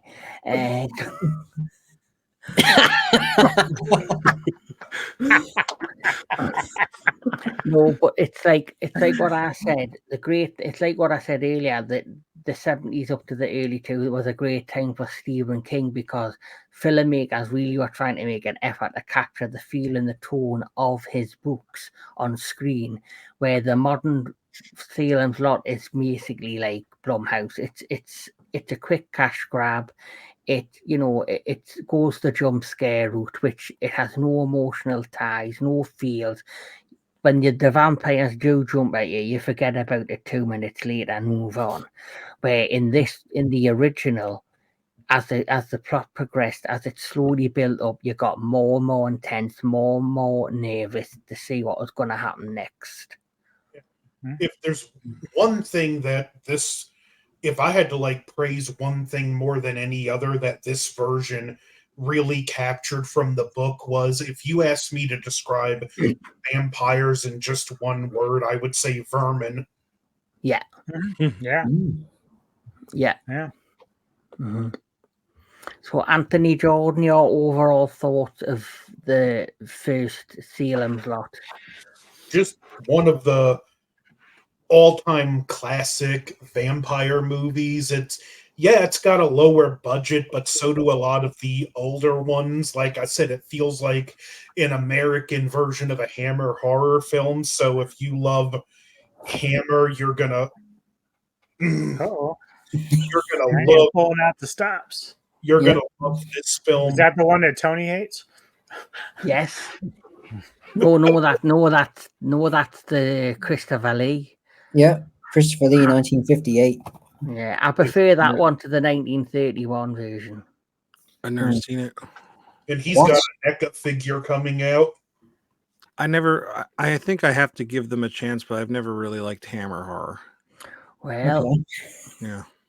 Do you want me to This is remove him? older Tony talking. Now my mind's you never know what I'm could be a future Into the Darkness franchise discussion. sick that month. Mm. Who said you're going to be invited? Well, what are you talking to me about it for then? Shut the fuck up. I guess the real evilness. Go in it cut has a vein gone on a out. penis and suck it. Ah! He's It's going for tempting. the juggler. Yeah. Either way, I'll be happy.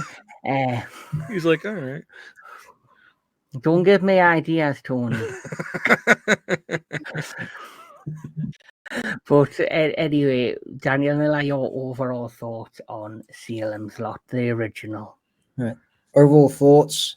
Even as a TV movie, it's terrific. It is great. Again, the cast are great. James Mason is brilliant as Barlow, the man. No, as Straker, the man watching over Barlow, and he has this. I mean, because he's British, he has this very sinister villain-esque hiding in plain sight when he's portraying his character. David Soul, I actually like him as Ben Mears. I think he did a very good job as that character. Again, even the side characters like the homeless guy, who's watching guys from across the street. Even small roles like that, I like in this movie. The vampires themselves, brilliant. Even if they're not as glamorous as as what we expect vampires to be from studios like Hammer or Universal, these are terrifying to me anyway. And also the jump scares in Salem, the original, they're very well done, I have to say. And it's also with thanks not just to Toby Hooper's directing, but to the photography. I'm forgetting who is in charge of the photography. But also Harry Zuckerman's soundtrack, how it builds the dissonance and doom before it reveals like Danny tapping on the window or Barlow killing the one of the handymen in the jail cell, or when Barlow comes into the Petrie's home, and then you just have Straker confronting the priest, like, throw away your cross and face the master, your faith against his faith. That's one of my favorite scenes in the movie, along with when one of my favorite scenes is as you've seen in the Taste of Blood intro. One of my favorite scenes is the mortuary scene where Mrs. Gleek rises off the table. I love that in the atmosphere. Like you see, you've got the window tapping scene in the first time you introduce the Barlow, where he bursts out of the ground inside the house. Just epic, scenes within vampire films and lore. And I genuinely believe some of them scenes have inspired future vampire films. Oh, they have. Mr. Tony of the Dead, this is going to be interesting. What's your overall thought on Salem's Lot? Oh, I liked it. I liked it a lot, actually. Yeah, the atmosphere was great. I love the fact that the town was like slowly turning into vampires, I thought the look of the vampires were awesome looking. I think what's the guy? What's his main? No. The ones in the movie. What's the guy's? What's his name? The main vampire? Barlow. Court with a K. I wish we could have seen him more, but I think it's fine in a way, the amount that we see, because it's like this unknown entity in a way. But like when he did like the first time he appeared, I wasn't ready for it because that guy's like in bed and he's just looking and he just appears like that. I actually jumped because I wasn't ready for that. But like I was like, But I seen what he looked like before, but that jump scare it got me. I was like, holy shit. What And the you guy, mean behind he couldn't even, in the jail cell when he opens the yeah. doors? Yeah, he just the guy can't even scream. That's how scared he is. You know, he's like, Yeah. like that's like like that was a great part.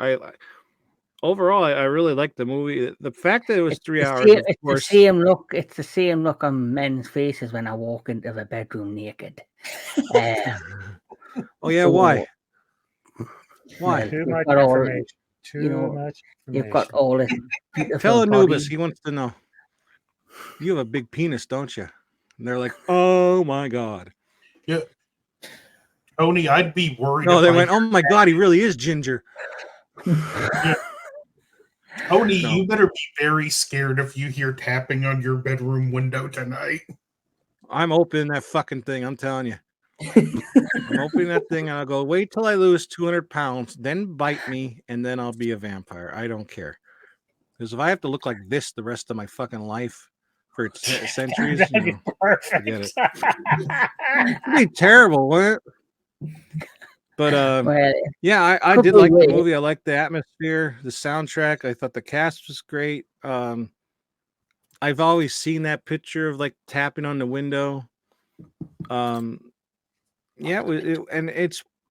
What do you think of that side story that's going on with the whole cheating, though? Like, do you think that was needed? I think it's there to just add like a human element to the story. Like if in the It's actually not uncommon with King, because I think he did the same thing in Needful Things. Yeah, he has to try and add like a human element to the character, so you've got some sort of connection outside of the horror element. Like even in the remake, at the drive-through, and this is a spoiler, sorry, at the drive-through on the first date, and when they're there, they're sitting there, that Susan in that, and she's basically looking at all the town folk and all the cars watching the film on the screen, and she's like telling the backstory, like, oh well, he's cheating on her in that car. Them two keep breaking up, and this is the 14th time they've been back together. It's basically like tells the story of the characters that are in the book that didn't make the film, but like in their own way gives them like a bit of a backstory, and the characters are featured. Yeah. Yeah, well, for me, I didn't really mind the. I thought that, I know it didn't really take me out of the movie, but I enjoyed like their characters in it. But the whole, when he opened up the crypt or whatever, and they're just kind of hanging out in there, that's kind of, it's pretty scary. But then when they have his back turned and they're like crawling slowly toward him and they're like a little blurry, I thought that was freaky as hell. I love that part. Yeah. Overall, though, I think the overall killing of him was Barlow. Thank you. I can't remember. Was too quick, and he also got headbutted. Yeah, like he went boom, like that to him. Like, you really think that's gonna hurt him? You know, you've been around this long, and you're just gonna let this guy stab you? That's what I don't get. Like, I guess they get cocky after a while. You know, it's like, I've been around 1,000 years. You're not gonna touch me. And then he headbutts him, stabs him, and that's it. But the ending was very cool. Or am I thinking of something different? Was that the one where he changes then, right? No, I'm thinking of the other one. Never mind. I'm thinking of the original. I'm thinking of Nosferatu. No, I'm thinking about the first one I didn't really like. The ending I did like to that, where he changed and then he went on. But I was thinking that was this movie. I get confused. I watched them all like kind of back to back. But yeah, I really liked it. I like this movie a lot. I think a lot of people are gonna see the time on it and be like, "Oh my god, I'm not gonna watch that." But you got to understand, it was a mini series, so just watch an hour and a half. One day, come back the next day and finish it. Right. But you see, I've got a 13-year-old nephew. Like, my brother loves Nosferatu.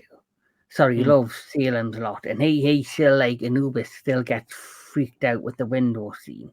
And you know, my nephew's 13. He did watch this over a couple of days ago, and with his dad, and he watched it and he goes, yes, I know it's dated, but he even still got freaked out by the look of the vampire, because the thing is, even though it's set in even though it was made in the 1970s, Mhm. the makeup work and the look of the vampire still, for me, lasts the test of time. It's still realistic. Hell yeah. And it's just the music score as well, the tones that set up the scenes. That's what brings. Yeah. And even like you say that the jail scene, say you've never seen this, and it was made in the 70s. Even you jumped at that. Yeah. The bit that frightened me nephew was the bit with Mike when he's sitting in the chair and he's just sitting there with his head down, silent and in the Yeah. dark. And then Yeah. he looks up and you've got Jeffrey Lewis, man. you've He's got got them like a yellow little bit eyes. of a hiss to Yeah, his yeah, speaking. yeah. Even my nephew was like this, going, "Oh, I don't want to know. I don't want to know." So, and that is from somebody who was 13 in the 2020s. Yeah. So it still can impact people. It just depends what your movies are into and what you look for your movies. Do you think? I wonder if Fright Night was influenced by this. I Probably. definitely think it was. Yeah. Yeah. Especially the crawl space scene. Yeah. And Yeah, the that whole one, it's the kind of Salem's Lot meets Rear Window. Yeah. Mm. Yes. So let's start the ratings. So, Mr. Tony the Dead, out of 10, what would you rate Salem's Lot? I'd say this is another 8. To be honest, I really liked it a lot. Yes. Mr. Daniel Miller. I'm going to go all in and say this is worthy of a 10, even if it is a made-for-TV project. It's a 10 all around.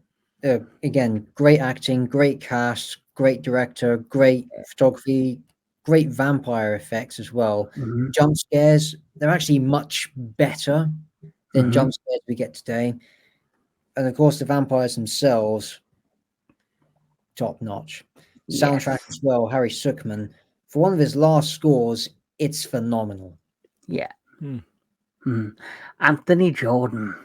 I have to go 10 out of 10 too, like Daniel Miller's with the acting, the just cast, the score, the cinematography, the pacing. I love the look of the vampires. Like I said, I describe them as vermin. They even look diseased and sickly. It feels like just a full plague that's overtaking the town. And I think it's all the more impressive when you realize it was a shoestring TV movie built on a shoestring budget. And even the Marston house, which feels like a primary character in the movie, was just a miniature.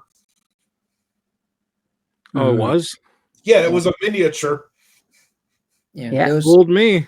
for the close-ups, they actually built the facade around an actual house and paid the residents of that house to stay inside during production. There you go. The magic of movie making. Mhm. Mr. DJ Anubis. Still very high up on my list.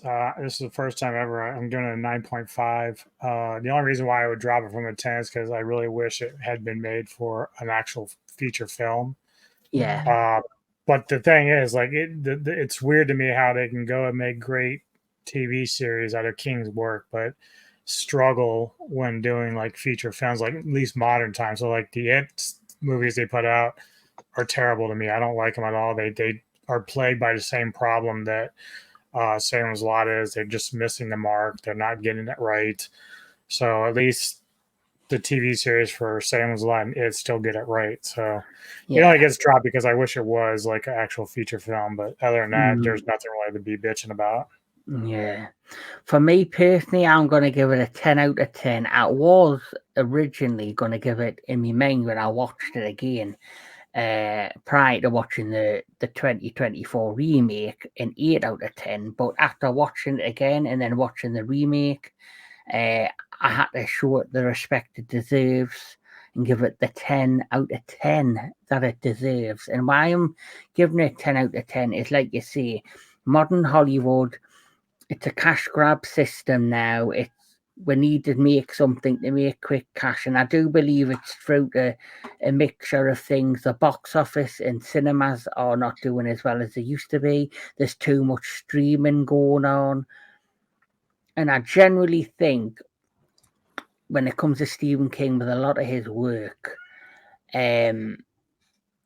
unless you're going to spend the quality time to make these into really decent feature films or 2-part feature films, it's hard to adapt his work into a 1 hour, 1.5 hour, 2 hour movie, which is what I think was the setback and the struggle with the remake. The And stories are just too dense to adapt into that amount of time. I would rather in the future them just make them like they do like you said, Midnight Mass, a 6-episode miniseries. So that works perfectly. Mm-hmm. So why couldn't it have made Salem's Lot with Mike Flanagan, or even if not him, but with somebody or a team that was gonna put the same amount of effort Exactly. into Midnight Mass as they did with Salem's Lot, instead of attempting to turn it into the feature. And I think in the future, when it comes to Stephen King's work, that might be the best way to go about it. If they're not going to get the right production team, writers and directors that are willing to put the time and effort into them, and also a studio that's going to believe in it. Because that's another key, having a studio executive that is willing to listen to the creators, or listen to the filmmakers, and allow them to put the work in to give them the film that could possibly be amazing hit. Like what I see with Edgar's with Nosferatu. I think I've got no issue with it. I think he's going to nail it out the park. And it's like I see the other big issue with these films is they're there for a jump scare audience. They're there for an audience that don't have the attention span, that don't want substance. They want quality without the, they want the quantity without the quality. So look at how many Fast and the Furious films we've had. They can have as many as they want, but there's no quality to them. We know what you get. It's written on the tin. And yet we've only had 3 Riddick movies. Yes. Yep. And it doesn't matter if the time period's 5 years apart, 10 years apart. When the eventual sequel does come, it's worth the wait. Mm-hmm. But I'm giving it 10 out of 10. So with all that said, gentlemen, this has been Taste the Blood Part 1. Thank you for joining me. It's been a blast. We've got more coming on the channel in the rest of the month of October. We have coming soon, we have Taste the Blood Part 2, which is coming on the 26th of October. On the 25th of October, we do have the Retro Classic Movie Show, which will be The Lost Boys. And we never know, there might be a few more surprises, including my personal blog and Bran Castle tour that I did while visiting Romania, where I had myself some dental work done. And Mr. Tony the Dead decided to rejoin us. You must have been bored of listening to my mouth. Well, it's 3:00 here, so high traffic, and my internet does that. Fucking sucks. Likely excuse. You mean it wasn't Anubis? I didn't even hear what he said, so. Well, I'm just wrapping things up there nicely for us. So that's what's coming to the entertainment headquarters. It's gone again. I could take a hint, I'm just fucking with you. So I was blaming you, Kevin. Why do you give? Oh, it was Kevin. It was the vampire. Blame the vampire. Yeah, right. So, Mr. DJ Anubis, what is coming to the Metal Tavern Radio? Well, most of this month, obviously, is I played here. I wasn't really planning on being here for this, but I'm kind of glad that I did because I got a chance to check out Nosferatu, which was a pleasant surprise. I'm glad to meet you. Yeah, so as far as the metal tavern and what's coming up next week, I was initially planning on moving Ghouls of Midnight, but Tony had a pretty good idea. We can do it later in the evening. So next Wednesday, when it gets posted, it'll be about 9 or 10. But we're going to be doing Wes Craven's Shocker movie, so that's going to be fun. Tony hasn't seen that one yet. And then on Halloween, earlier in the day, I'm getting to sit down with Rick Myers, author who usually joins Samurai for a lot of his stuff. I'm going to interview him, and then I'll have that posted on the day. And then later in the evening, for Halloween, I'm doing the live stream review of Lake Mungo from 2008. For anybody that wants to participate, I put that out there now. I know Kevin won't make it, but he can send in a video about what he thinks about it. I do have a short list of people that are going to join me. I think Tony, you're going to be there, right? Yep.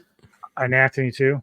Yeah. And so yeah, I'll have some people there. I have people going to send in videos. Dan, if you want to join in, you can. I'll have the link there. But if not, if you want to do a video, if you want to check it out, it's on Tubi if you have that.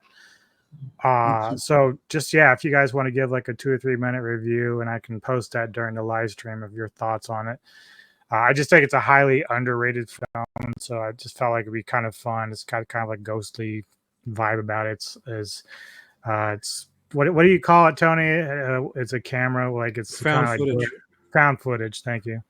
So it's got that vibe about it. It's a mockumentary, but it's done very, very well. So anybody who wants to give thoughts on it, feel free to do that. And just send me, if you want to do a video, I'll tell my email address and you can send it to me if you want. But yeah, so that's basically all I got outside of that. And then, except for the 18th, I will be joining you guys for the Subspecies franchise review. You lost your audio. There we go. Yes, I forgot to mention that on the 18th, we are doing the franchise discussion, and this time it is Subspecies, which is such an underrated horror franchise that nobody really talks about, which I think's crazy. It's one of the best vampire franchises. Because it's full moon. And Radu is just such a great character. Yeah. Yeah, and I'll be talking a bit about them when we do that. With things I learned from Romania visiting Bran Castle. But Mr. Anthony Jordan, what is coming up on your channel? Well, over the weekend, I've gotten to see both the new Salem's Lot and Late Night with the Devil. I didn't like one. I loved the other. I think it's not hard to figure out which one was which, but I did 2 reviews of them. The Salem's Lot one, I struggled to make it even a 5-minute review, but I got to edit and upload the reviews of those 2 in. Late Night with the Devil, it's probably going to be released at around noon on Halloween Day. Seems fitting considering when the movie's set. Mm-hmm. Mr. Tony the Dead, anything coming to your channel? Just what Anubis said, we're going to be doing that next week. We just did on last Wednesday, we just did a live broadcast of, well, you were there, you were in the chat. Yes. I managed to capture the watch?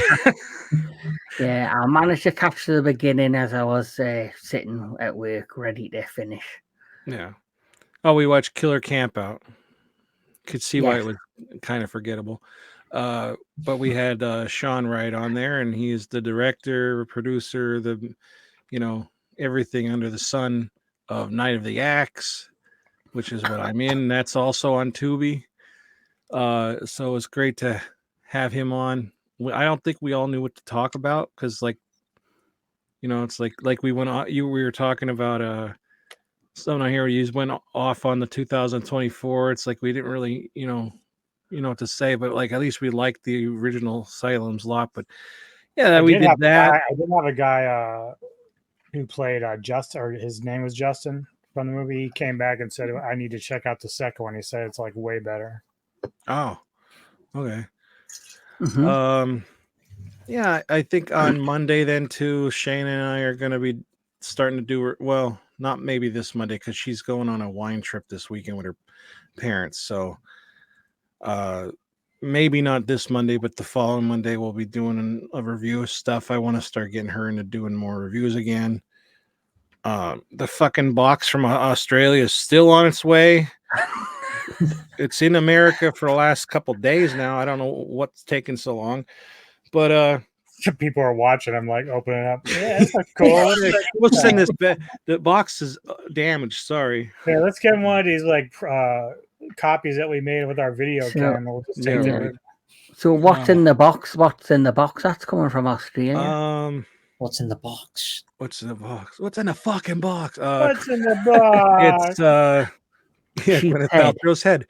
No, it was the box set for Hell House movies. Oh, right. That's good. Volume 1 of the Ozploitation films. I don't even know which ones they are. It's just I love Ozploitation, so I want to get that. And then I got the movie Bully, which is the same guy who did like Kids and Gummo. Yes. So that's coming in. Then I have other things too that haven't shipped yet. But yeah, there's things coming out, but it's slow on my channel. Well, I'm sure I can think up a few reviews for us to do as well, Mr. Tony, to occupy your time. Sounds good. I've got a couple of ideas. Mr. Daniel Miller, what's coming up on your channel? Well, this Halloween, there's going to be what I've called the horror stories.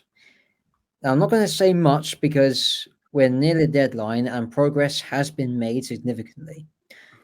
A group of strangers in a house listening to horror stories with a twist. That's all I'm going to say.